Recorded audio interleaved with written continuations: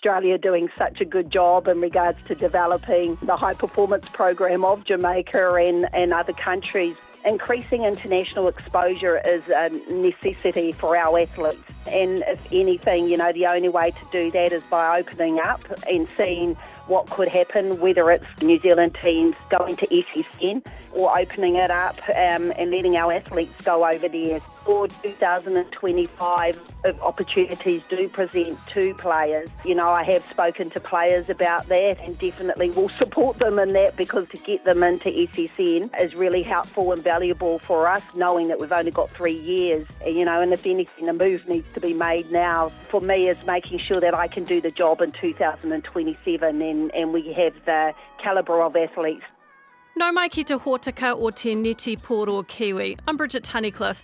And just like that, we're 3/4 of the way through the ANZ Premiership. The polls sit at the top of the table. Tactics are second and the Magic are third, but the Mystics are breathing down their neck and looking dangerous. It's also the time of the season where players will be thinking about 2025 and teams can start contracting existing players. If it's anything like past seasons, players may initiate discussions now with other franchises, but franchises can't start approaching players from other clubs until after the grand final. Timing is similar in Australia. SSN clubs can start re-signing players from their existing roster, but new players can't be signed until early August when the signing window opens post the grand final. We'll hear soon from Silver Ferns coach Dame Noeline Taurua about the prospect of New Zealand players going across the Tasman. But first, welcome to former New Zealand men's coach Dion Te Whetu and RNZ all-rounder Penny Miles. Just want to kick off with the biggest talking point from the latest round of the ANZ Premiership, the 61-49 hammering of the Tactics by the Mystics on Sunday. Penny, ominous signs for the rest of the competition? Yeah, I mean, it was an incredibly flat start for the Tactics, wasn't it? And that's what really hurt them. I was surprised they couldn't get back into that game. I'm not sure that Aaliyah Dunn coming back helps their cause, because I think just creates a bit of confusion in their attack end, like who they play. And Ellie Bird, I feel like she's a confidence player, so I don't know how that's going to work out. But then on the other hand, it was just one game. See what's coming up next. I think they don't have too difficult run into the next few rounds, so see what happens. Yeah, I thought obviously great, the Grace Wiki, Peter Tuiava combination, boom, and they look like a completely different team.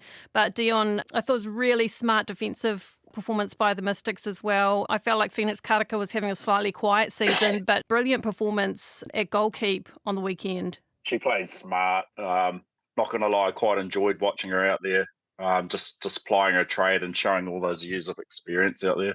And Penny, better that the Tactics have a wake-up call now, get that one out of the way. And I guess they only have to look to their round 3 game against the Mystics in Auckland, which they won, for inspiration, because they can beat the Mystics at full strength. They're one of the teams that have done that this year. Yeah, absolutely. And I just felt like that was more about the Mystics' performance, really, than it was about the Tactics in some ways. I mean, they were missing Ericana Pedersen, and their midcourt was pretty slow to start. But, I think they'll come back from that. They've been having a good season. So, yeah, we'll just have to see what happens. Before we continue talking ANZ Premiership, in the last few days I've interviewed Noeline Taurua. She had a 2-week stint with the Australian Super Netball side, the New South Wales Swifts, in late May. She told me that in the 5 years since she last coached in the SSN, the thing that she really noticed was the huge impact that Jamaican players are having on the competition. Let's have a listen. They have just come leaps and bounds over the last 3 years. I actually packed it in a wee bit and said, Australia doing such a good job in regards to developing the high performance program of Jamaica and other countries, because definitely the shifts that these athletes have made has been phenomenal, and Jamaica athletes are just next level. Did it drive home even more to you that our players need to get more international exposure? Yeah, very much so, and I've known that for a long time as well, through my experience of SSN, but also as we've sort of progressed in the Silver Ferns and understanding where the shifts have made by other countries and the reason why. But definitely they've gone another level, the intensity for us to be able to match that, we've either got to do something amazing, within the short time that we have, or there needs to be something that needs to change within our competition or how we view ourselves. So, international exposure is what's needed at silver fern level, and definitely I'll support that. In order to fast-track New Zealand players before the next World Cup, only 3 years away, do you have a best-case scenario for you to do that? Is it having 2 or 3 New Zealand teams in the Australian comp? What would help you achieve your goal of getting the 4 world-class athletes that you need? Yeah, look, I'm mindful of what it means for the Silver Ferns, and I'm driving that home behind the scenes, and where I think is possible within our own rounds. And controlling what we can do, which is probably pushing more around what needs to happen in the ANZ level, around the skill sets, around the fitness, around what's required to be a world-class athlete. So really pushing that from that extent. But increasing international exposure is a necessity for our athletes. And if anything, the only way to do that is by opening up and seeing what could happen, whether it's New Zealand teams going to SSN, would they want that? I'm not too sure. Or opening it up and letting our athletes go over there. So I'm sure these are the discussions that Netball New Zealand are currently having. At this point in time, you've got no guarantees whatsoever whether Australia are going to say yes, to us having teams over there. There's nothing in place. It's definitely not going to happen next year. Do you think in the meantime New Zealand players should actually be actively encouraged to try and join SSN from next year? Because you're going to run out of time. Yeah, I know. I'm very aware. I agree. I can see the clock ticking, and for 2025, if opportunities do present to players, I am actually very open with them to go through the process. And the process is very clear where they can make, exceptions. Yes, exemptions through the board. I have spoken to players about that and definitely will support them in that, because I know, once again, to get them into SSN is really helpful and valuable for us in the Silver Ferns, knowing that we've only got 3 years, and if anything, a move needs to be made now. So I'm really supportive of that, and definitely open to it with the board or the CEO as to how we can possibly do it without hurting us as well. Because I know the impact on New Zealand netball, we've got to be mindful of that. And that's also the commercial value. So, but for me, it's making sure that I can do the job in 2027, and we have the calibre of athletes that are world class, and the only way to do that is by playing the best week in, week out.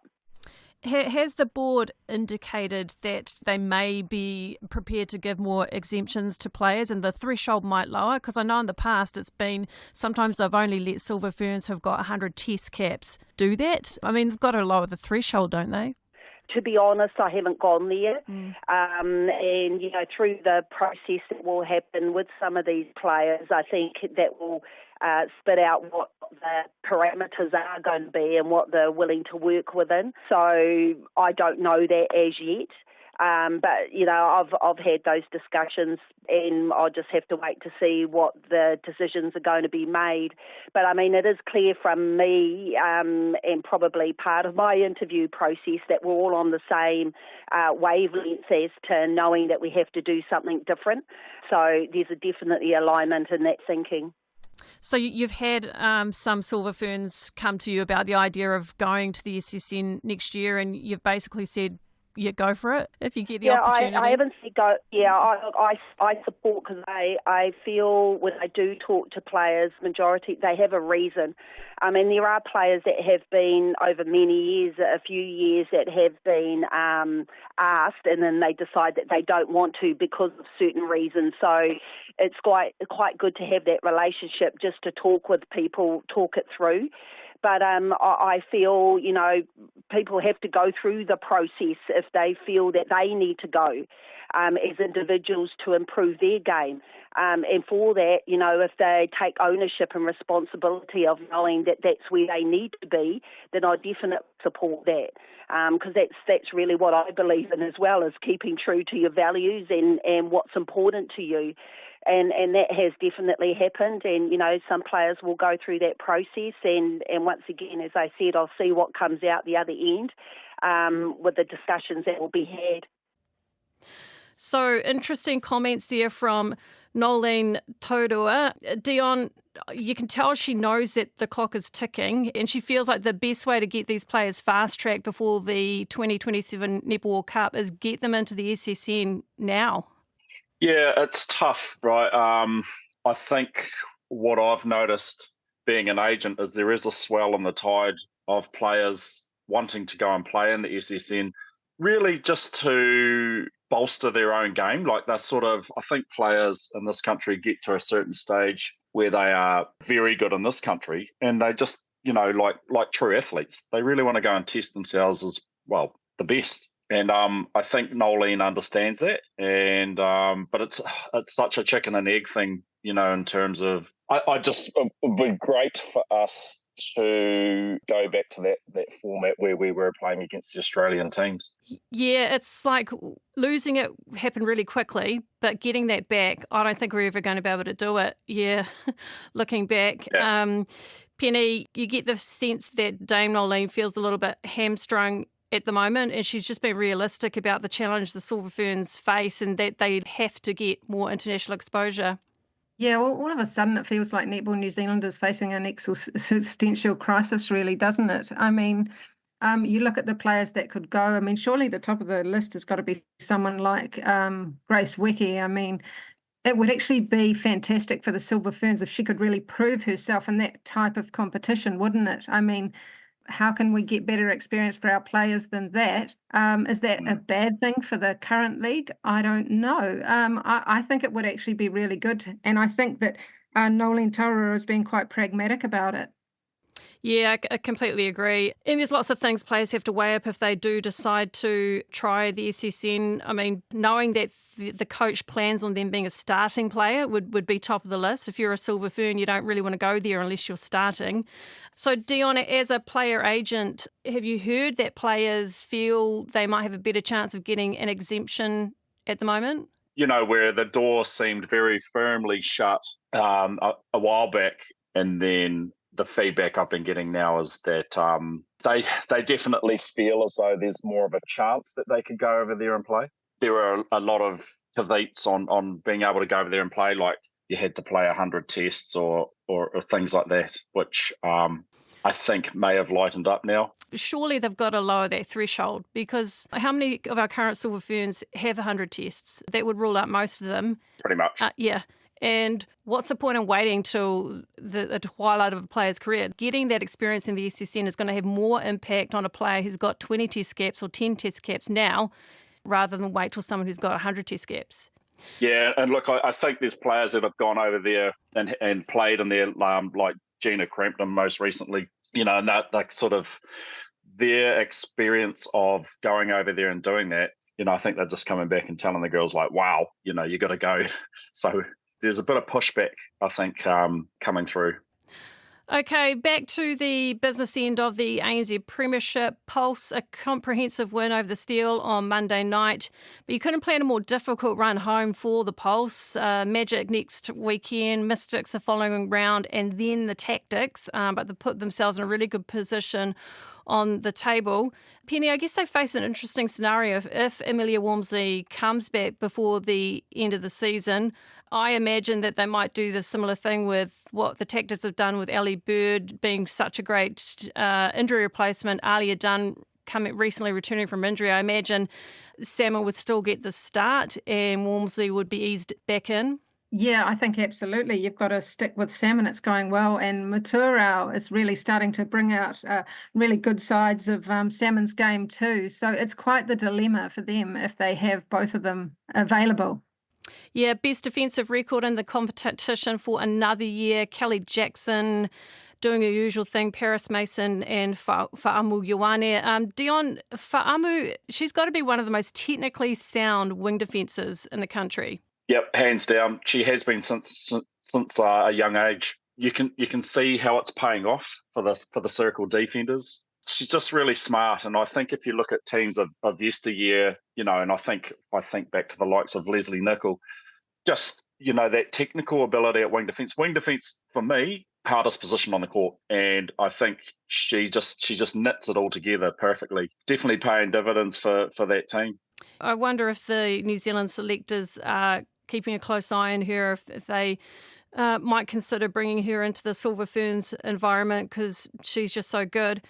Okay, the Steel suffering another big loss, but they've had a terrible run of injuries.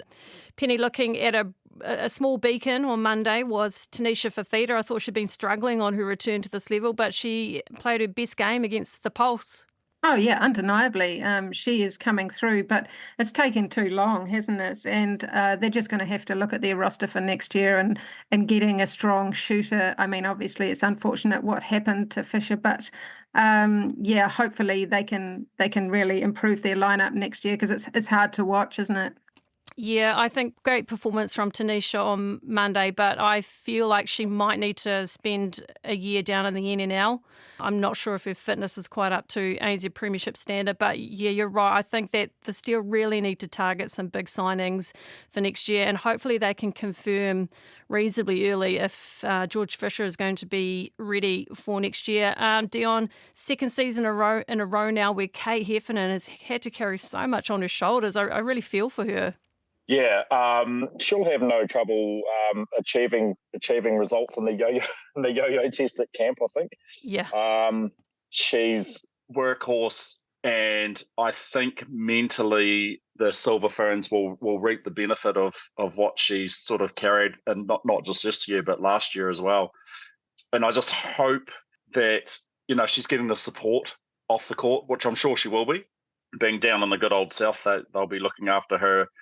But yeah, wow, a lot to carry. But swings and roundabouts, right? We could be sitting here in 3 years, and the Steel, the Steel could have it all together and like they used to, and not being touched. Okay, Magic sitting third on the ladder. A good season for them. Erina Makaere, Georgia Takarangi and Georgie Edgecombe. Penny, are we seeing them really reap the benefits of a settled unit? Because they're playing so good defensively as a unit and players playing in their strongest positions. Oh, yeah, they've been fantastic to watch. I particularly like Takarangi because I feel like she plays a different game from most goal defence, and the amount of ball she gets is fantastic. But I think also pretty smart bringing in Ariana Cable-Dixon. She's been great at centre. I think it was really good to figure out straight away that moving Edgecombe up the court wasn't going to work. And Cable-Dixon, she's been a revelation. And a bit like Claire Kirsten, it's really so nice to see a player who has had a long career and lots of ups, have a chance to really excel on the big stage. Yeah, Dion, I think the Magic out of all the teams this year have done the least amount of tinkering with their lineup, and you can see the benefit of that. Some of these coaches are just making so many changes. I can't keep up with it. Yeah, MJ's smart coach, and I think we're starting, that team and that franchise is starting to benefit now that she's sort of, she's got some really good bones there to work with. Yeah, it's blowing my mind watching the competition this year. If you were to read through the results on week, particularly sort of that first 5-6 rounds, if you're a betting person, you would have been putting money on anything, because it's been all over the place, to be honest. And I'm not being harsh, I'm just being real. I'll touch on that later. Yeah, Noeline hasn't been overly impressed with the standard of the ANZ Premiership. No. Yeah, finally the Stars, Penny, all those bonus points have been so close, but I think we can see now how much they've missed Amarangi Malisala now that she's back, and she's really added stability. Oh, yeah, she's a great player, isn't she? And, yeah, again, really good to see her out on court. But, yeah, what a shame we haven't seen more of her. And I just feel like the Stars really have been one of the big underperformers, which is a shame. But, yeah, I think they're going to have to maybe look at their coach. That's my call on that one. Oh, okay. Yep. Talking about the overall standard of the ANZ, after the early rounds, there were a lot of close games, I remember, and it was looking promising, but we've seen some real score blowouts recently. I asked Noeline what she thought of the standard, and she described it as being all right. She said the turnovers are too high. Last year, on average, she said it was something like 27 turnovers a game, and this year it's hitting the 37 mark. She also said gains are too low, so not enough intercepts or forcing the ball over. Dion, an increase of 10 turnovers on average per game is pretty bad. Do you think maybe going to a shorter season next year, cutting it to the 2 rounds, will help improve the quality? Yes, I do think it will help improve the quality. Just, for the players, talking with some of the players now, they're sort of looking towards the end of the season already, and it's long. 3 rounds is quite long. I also think, to Penny's point about coaching, like looking at, just for instance, the standard of the competition this year, and then looking at these turnovers, are we seeing, like, there's some coaches that have got some real longevity in some of these franchises, and I think it'll be really interesting to see whoever comes in and takes over the tactics next year, what happens there. But we've got a couple of coaches in this competition that have been around quite a long time, and the teams are just playing too similar style. I think that it's just leading to maybe a bit of player complacency, and I think the competition needs a bit of a freshen up. Yeah, when you think of the SSN, if a coach is in the position for that long and they're not getting any results, they're gone. They're gone after 2 years. 100%. Yeah, the Queensland. 100%. Yeah, the Queensland Firebirds. Megan Anderson lasted 2 years. They didn't get into the finals. She was gone. Big Bully's gone after 1.5 years. Lead to believe that's more about the players and a relationship breakdown. I'm not sure. Who knows what happened there, but they're gone. Yep, 100%. Look, we've got great coaches in this country, but there just needs to be a freshen up. I honestly think that it starts with we just need to see some fresh faces coming in for the good of the competition. Yeah. Another benefit of New Zealand gaining teams, let's say New Zealand was able to get 2 or 3 teams into the SSN, would be New Zealand coaches actually getting the experience of that cutthroat competition. Because I know earlier this year, I think it was earlier this year, Yvonne Willering didn't think any New Zealand coach, outside of Noeline, that no New Zealand coach was ready to step into the Silver Ferns. And I'm thinking, Marianne's been at the Tactics since 2017. Kitty's been at the Stars for a number of years. Rainga's been at the Steel for a number of years. Like, if they're not ready now, when? And what's going to make them ready? Is it going to be 2 more seasons staying at the same place, or is it going over to Australia? Okay, so Pulse, top of the ladder, Tactics, Magic, Mystics, 4th, but breathing down their necks. Penny, who do you think is going to win this competition? Well, I'm going to stick with the Mystics. I think they'll, touch wood, keep Grace on court, and then they're untouchable. Dion? Yeah, after watching the Mystics against the Tactics, even though the Tactics were a bit flat, but I mean, you also got to take into account Grace didn't play that whole game, and they still won by 12. Is Peterson 12 points? No, she's not. So I'm with the Mystics as well. I'm with Penny. Yeah, I'm sticking with the Mystics. That's who I tipped at the start. So, yeah, I'm sticking with that. Penny, 3 players who are catching your eye? Oh, okay. Amelia Ann Ekanasio, just fabulous to see her just bringing Saviour Tui through, and a real positive from the Magic this year. Fantastic. She looks really happy. She looks like she's shooting really well. It was just absolutely fantastic to see. Claire Kirsten, great effort coming into the Pulse, and her connection with Whitney Soon is fantastic to watch. And I'm so impressed that, she wasn't expecting to play and she can just jump into centre, and it's like she never left. So really happy about that. And then Danny Binks from the Mystics has had some good time on court, I thought, under pressure. And I'd like to see more of her. Yeah, Claire Kirsten's been amazing to come back the way she has. Dion, your 3? I've gone for a spread through the court. So starting down the defensive end, I've got Karen Berger. Mid-court, Cable Dixon. I've always admired the way she's played, and it's so good to see her back. And down the shooting end, Martina. Yep, can't go wrong with that. Yeah, I did ask Noeline which players had stood out to her, not so much current Silver Ferns, but maybe those on the fringes. And she told me, she mentioned Paris Mason, Georgia Takarangi and Martina Salmon. I think what Georgia Takarangi has done this year has been incredible. I think she needs to be in the Silver Ferns. She's got to be in the Silver Ferns for me. Yep.